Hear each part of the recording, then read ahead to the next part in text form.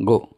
The SSC, a cooperative society engaged in the business of providing credit facilities to its members and marketing their agricultural produce, invested the surplus funds in short term deposits with the banks and in government securities, and earned interest thereon.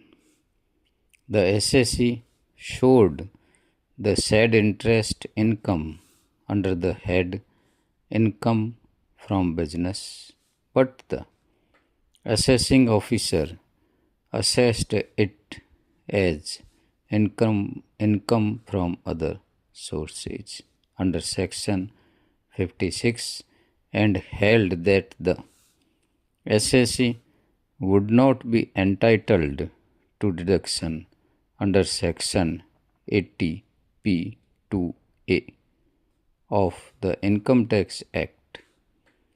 In the instant appeal filed by the SSE, the question for consideration before the court was whether the interest income earned by the SSE society on surplus funds invested in short-term deposits would qualify for deduction as business income under section 80p2a of the Income Tax Act 1961.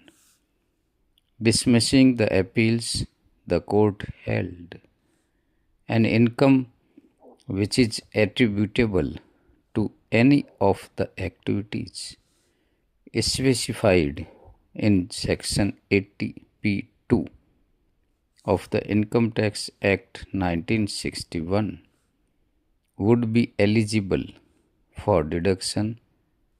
In the instant case, the interest held not eligible for deduction under section 80p2a is not the interest received from the business of the society, namely providing credit facilities to its members or marketing their agricultural produce.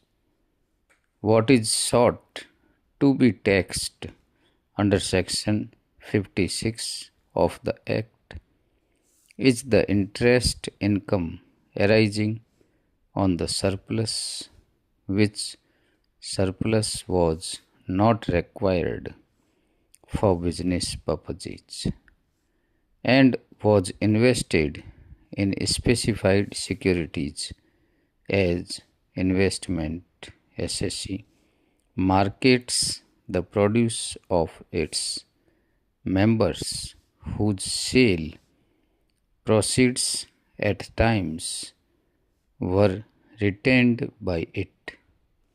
Since the fund created by such retention was not required immediately for business purposes, it was invested in specified securities.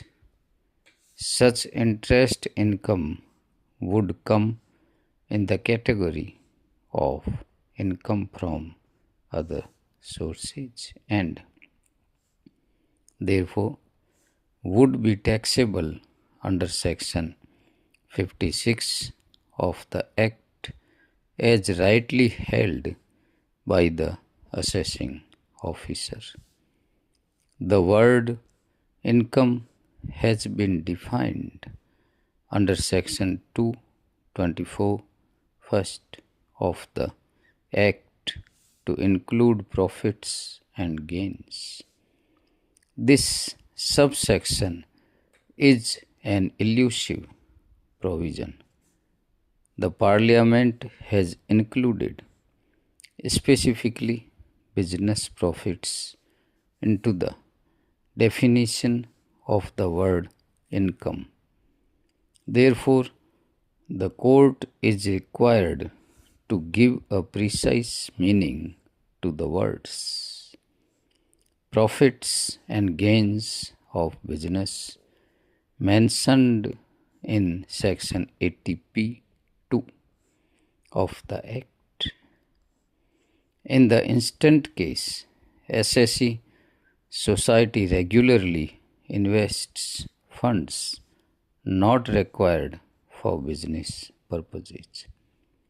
Interest on such investments cannot fall within the meaning of the expression profits and gains of business.